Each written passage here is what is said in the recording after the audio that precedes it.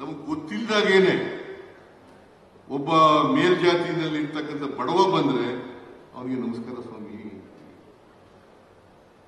ಅದೇ ಒಬ್ಬ ದಲಿತ ಜಾತಿಗೆ ಸೇರಿದವನು ಅವನು ಶ್ರೀಮಂತನಾಗಿದ್ರು ಕೂಡ ವಿದ್ಯಾವಂತನಾಗಿದ್ರು ಕೂಡ ಏಕವಚನದಲ್ಲೂ ಮಾತನಾಡಿಸ್ತಾನೆ.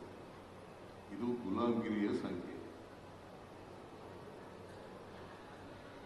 ಇದು ಕಿತ್ತು ಒಗಿಬೇಕಾದ್ರೆ ವೈಚಾರಿಕತೆಯನ್ನು ಬೆಳೆಸ್ಕೋಬೇಕು, ವೈಜ್ಞಾನಿಕತೆಯನ್ನು ಬೆಳೆಸ್ಕೋಬೇಕು.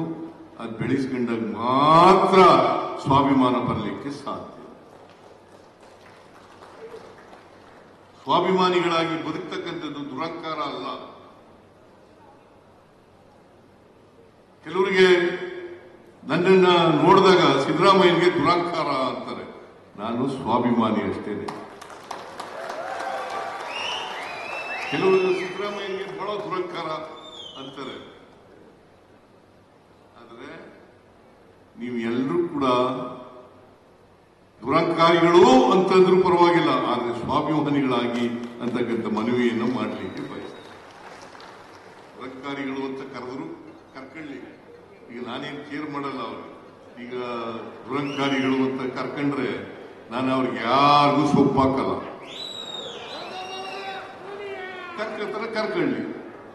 ಪ್ರಜಾಪ್ರಭುತ್ವದಲ್ಲಿ ಅವ್ರಿಗೆ ಅವಕಾಶ ಇದೆ, ಅವ್ರಿಗೆ ಹೇಳಲಿಕ್ಕೆ ಅವಕಾಶ ಇದೆ, ಮಾಡ್ಕೊಳ್ಳಿ. ನಾನು ವಿರೋಧ ಮಾಡಿದ್ರೆ ಮಾಡ್ಕೊಳ್ಳಿ. I don't care. ಆದರೆ ಯಾರೇ ಟೀಕೆ ಟಿಪ್ಪಣಿಗಳು ಮಾಡಿದ್ರು ಕೂಡ ರೀಸನಬಲ್ ಆಗಿದೆ ಅಲ್ವಾ? ಟೀಕೆ ಮಾಡಲಿ, ವಿರೋಧ ಮಾಡಲಿ, ಅದು ರೀಸನಬಲ್ ಆಗಿರ್ಬೇಕು, ಕನ್ಸ್ಟ್ರಕ್ಟಿವ್ ಆಗಿರ್ಬೇಕು. ಅದೇನೇ ಇರಲಿ, ನಾನು ಅದರ ಬಗ್ಗೆ ಹೆಚ್ಚು ಮಾತಾಡಕ್ ಹೋಗಲ್ಲ. ಇವತ್ತು ಒಳ್ಳೆ ಶಾಖಾ ಮಠ ನಿರ್ಮಾಣ ಆಗಿದೆ ಬೆಂಗಳೂರಿನಲ್ಲಿ. ಒಂದು ಸ್ವಲ್ಪ ಏನಪ್ಪಾ ಅಂದ್ರೆ ಬೆಂಗಳೂರಿಂದ ದೂರ ಅನ್ನೋದು ಬಿಟ್ರೆ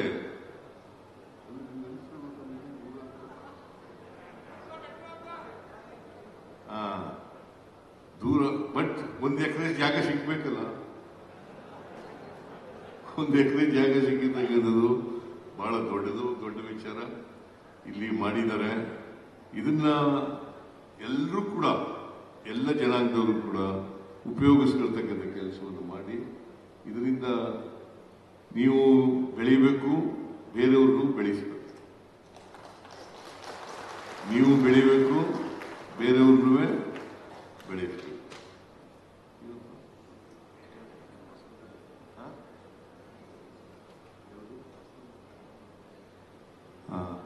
ಸರಿ, ನೀನು ಏನೇನೋ ಹೇಳ್ತೀಯ ನಡಿಯಪ್ಪ. ಈ ರೇವಣ್ಣ ಇದಾನಲ್ಲ, ಈ ರೇವಣ್ಣ ಎಲ್ಲನೂ ನನಗೆ ಹೇಳಿ ಮಾಡಿಸವನೇ ಇವನು.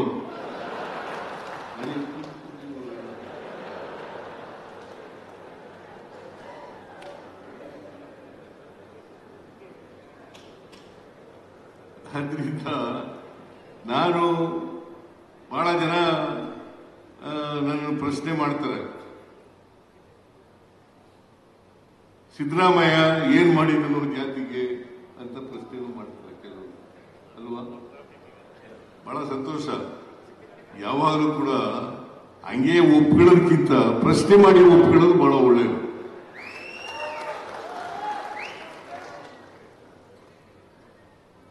ಈಗ ಮೈಸೂರಿನಲ್ಲಿ ಯಾಂಗಳ್ಳಿ ಅಂತ ಇದೆ ಒಂದು ಊರು.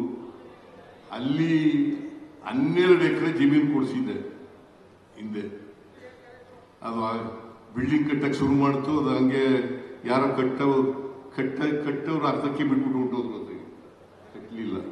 ಅದು ಪೂರ್ಣಗೊಳಿಸ್ತೀವಿ ಅಂತಕ್ಕಂಥ ಮಾತುಗಳನ್ನು ಹೇಳಲಿಕ್ಕೆ ಬಯಸ್ತಾ ಇದ್ದಾರೆ.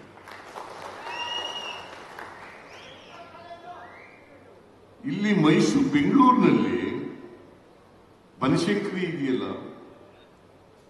ಅಲ್ಲಿ ಒಂದು ಲಾ ಕಾಲೇಜ್ ಪ್ರಾರಂಭ ಆಗಿದೆ. ಮತ್ತೆ IAS, IPS, IRS, IFS ಮಾಡ್ತಕ್ಕಂಥವ್ರಿಗೆ ಕೋಚಿಂಗ್ ಕೊಡ್ತಕ್ಕಂಥದ್ದು ಕೂಡ ಪ್ರಾರಂಭ ಆಗಿದೆ. ಅಲ್ಲಿ ಒಂದು ಬಿಲ್ಡಿಂಗ್ ಕೂಡ ಕಟ್ಟಿದ್ದೀವಿ. ಬೈತಿ ಸುರೇಶ್ಗೆ ಅರ್ಧಂಬರ್ಧಾಗಿತ್ತು, ಪೂರ್ಣಗೊಳಿಸತಕ್ಕಂಥ ಕೆಲಸ ಮಾಡಿದ್ದೀವಿ. ಆಮೇಲೆ ಕುರುಬರ ಸಂಘ ಈ ಕುರುಬರ ಸಂಘ ಇದೆಯಲ್ಲ, ಇದು ಬಹಳ ಹಳೆಯ ಬಿಲ್ಡಿಂಗ್ ಆಗ್ಬಿಟ್ಟಿತ್ತು, ಸರಿಯಾಗಿರ್ಲಿ, ಅದು ಶಿಥಿಲ ಆಗ್ತಕ್ಕಂಥ ಪರಿಸ್ಥಿತಿ ಬಂದಿತ್ತು. ಅದನ್ನ ಕುರುಬರ ಸಂಘದವರು, ಪ್ರದೇಶ ಕುರುಬರ ಸಂಘದವರು ಹೊಸ ಬಿಲ್ಡಿಂಗ್ ಮಾಡಬೇಕು ಅಂತ ಹೇಳಿದ್ರು. ಆಮೇಲೆ ಅದಕ್ಕೆ ಸುಮಾರು 30